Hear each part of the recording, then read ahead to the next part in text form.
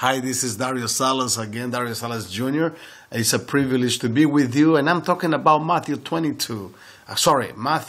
14, verse 22. And it's interesting to notice here that Jesus was, in verse 22, you find him saying goodbye to the crowd. 20,000 people, more or less 20,000 people were there, kids, old people, young people, all kind of people shaking hands with Jesus. And the disciples did not want it. They wanted to go away. So Jesus sent them ahead of them. It's interesting because Jesus had the time to say goodbye to the people, to mingle with the people. There are many pastors I see in churches, they don't even say hi to you. They don't even say nothing to you. They believe they are searching. That's not God's attitude. That's not Christ's attitude. You know, Jesus had Christ's attitude. He said goodbye to the people.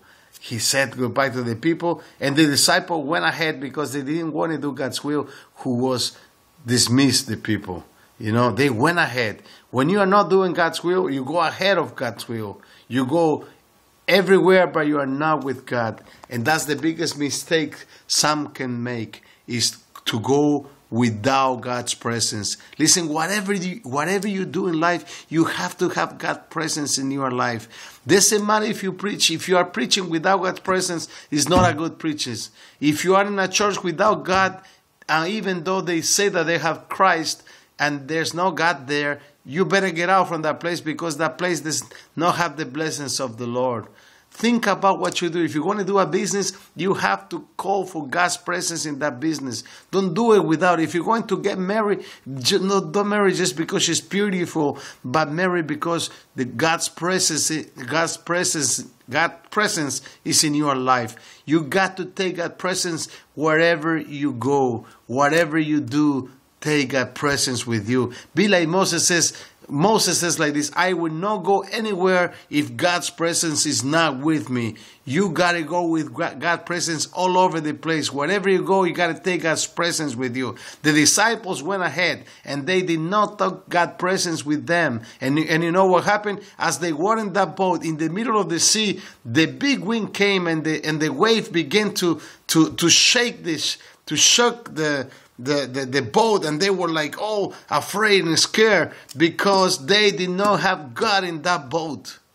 Don't be without God in your family. Things will go all wrong. And if you have God in your family, even when they are wrong, you will still have peace in your heart. You will still have the joy of the Lord in your heart, because the peace of the Lord, it goes above all understanding. You know, you can be in hard situation and you can have peace. See, the worst part of hell is not to be burned by fire, but the worst part of hell is to be without God's peace.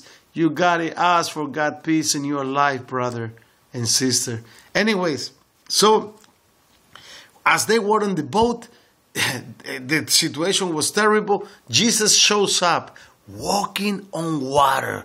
It's interesting. He defied all the elements of nature and he walked on water. And when they saw that, of course they got scared. They saw Jesus walking on water. They were, a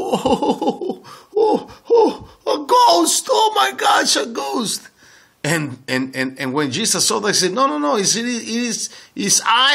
Jesus, you know, and Jesus identified himself. You know, Jesus will be clear who is he. Jesus is not just any Jesus. Jesus is the Son of God.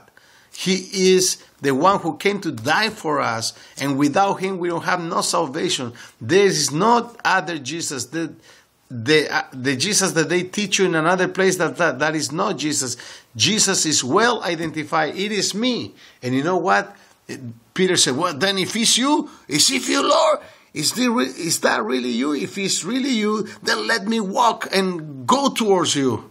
And you know what Jesus says? Okay, come. When you ask this to the Lord, Lord, if it's you, take me away from this circumstance, help me in this situation. And Jesus says, just come. But you know what you have to do? You got to come out of that situation and walk on waters towards Jesus. Once you walk on water towards Jesus, once you walk on your difficulties towards Jesus, things begin to normalize. Because if you go towards the direction where Jesus is, there is the blessing. And Peter was walking there, but suddenly, he saw all the wind. He started looking on the side, looking over here, looking over there, and he forgot that he was walking toward Jesus. When you do that, things goes wrong in your life. You got to follow the Lord. You got to look at His face. You got to come to Him and do not look unto the mountains, because your help comes from the Lord, the maker of heaven and the earth. So, as he looked at the circumstances, his life began to sink. Literally, he began to sink. And Jesus and Jesus was looking at this, and Peter was looking at Jesus now, but he was sinking, and he remembered to call upon the name of the Lord. He says, "Lord, save me!" He said, "Save me!" I don't think he went, "Lord, save me." No, he went, "Lord," a desperation. He was desperate to be saved. His need was big. Now his life was at stake. And Jesus immediately took his hand and he lifted him up, and they walked to the boat. When they came into the boat, the wind ceased of blowing hard. And you know what? The calm came down to his life. See, when you have Jesus in your life, calm will come to your life. Even when the circumstances are wrong, you will have calm in your life. And as they came into the boat, everything began to happen. Miracles began to happen. They went out the boat. They went to the town. And when they got to the town, people surrounded them, and they began to get healed as they touched Jesus' dress. It's interesting. When you touch Jesus, you are healed. When you touch Jesus, your life is transformed. When Jesus is with you, things begin to happen in a good way. Hey, I'm Dario Salas Jr., and my website is www.dariosalasjr.com. And my telephone number is 214-574-9873. I'm here for all of those who want to pray with me. I'm right here. God bless you.